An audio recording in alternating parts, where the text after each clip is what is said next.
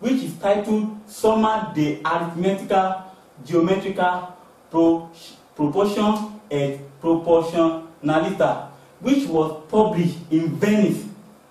In 1605, a Dutchman, Simon Stevens, advocated the preparation of profit and loss at year interval. The preparation of balance sheet annually was introduced by another man called Sudbury in 1665. Subsequently, the level of civilization via technology advancement tends to illuminate the dark stone age system of accounting. Since the Industrial Revolution increased the scale of business transactions, sophisticated methods of accounting was therefore created. Now, we can trace history of accounting to the history of Nigeria accounting, which brings us to history of accounting in Nigeria. The granting of Royal Charter to Niger Company in 1886 necessitated the preparations of proper records by the company. From that time till independence, the law governing accounting in Nigeria was tailored after a colonial master, which is Britain. The Association of Accountants of Nigeria, which later metamorphosed, which was later developed to the Institute of Chartered Accountants of Nigeria, was established in 1960. In 1965, the federal government passes an Act of Parliament number 15, establishing the Institution of Chartered Accountants of Nigeria. The doyen, the pioneer of accounting profession in Nigeria is a person named Chief Akintola Williams. What are the professional accounting bodies in Nigeria? They recognize the professional accounting which an accountant can be their members. Number one, we have Institute of Chartered Accountants of Nigeria, which is called ICAN. And the second one is Association of National Accountants of Nigeria, which is called ANA. Because you can be a professional accountant, you must write exams under this professional body and become their associate members.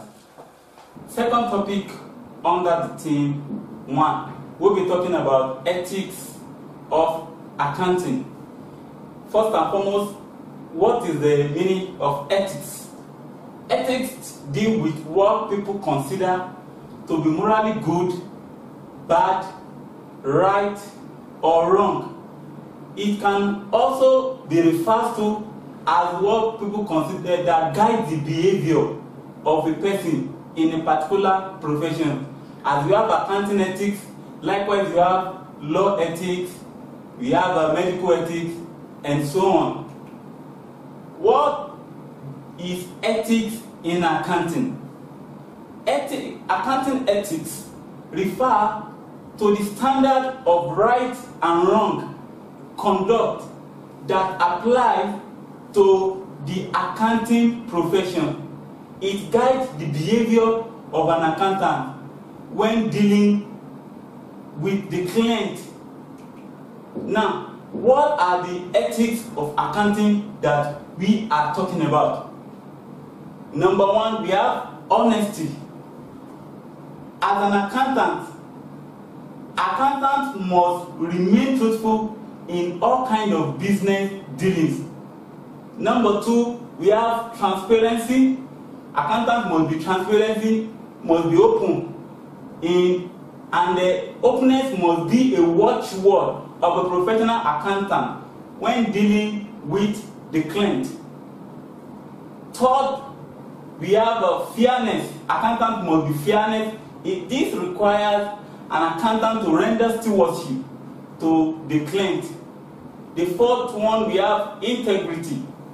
Integrity must be another way accountants must deal with the client, because it requires accountant to be honest, candid, and forthright with the client. We have objectivity. Objectivity is another ethics of accounting.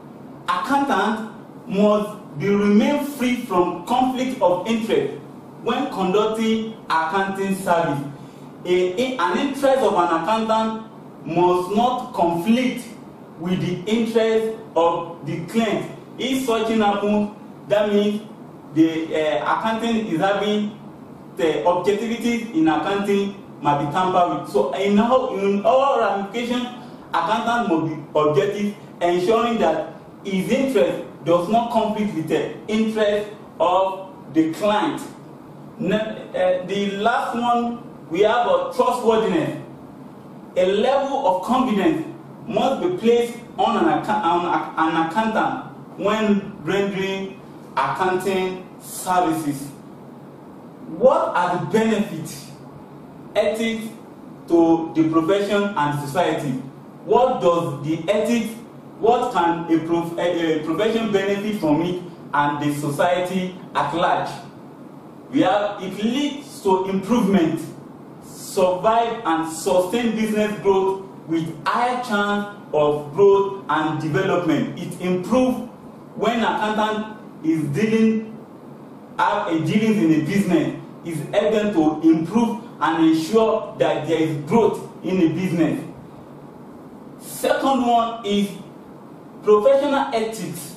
Develop total organization competence and efficient of an accountant, thus leading a business to direction of success.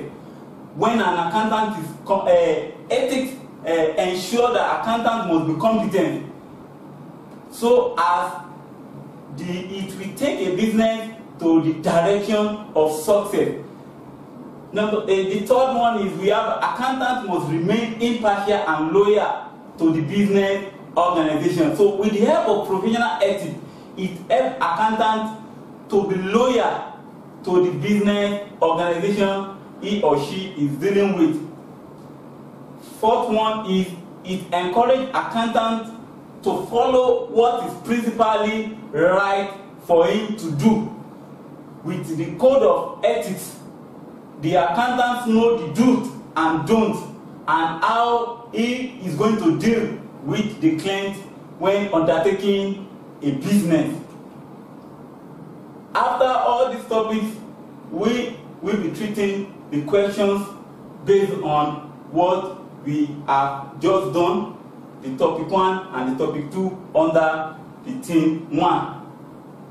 Number 1 question says, the system of recording, the systematic recording of business transaction in monetary terms is A, we have auditing, B, we have bookkeeping, C, we have debiting, D, we have crediting.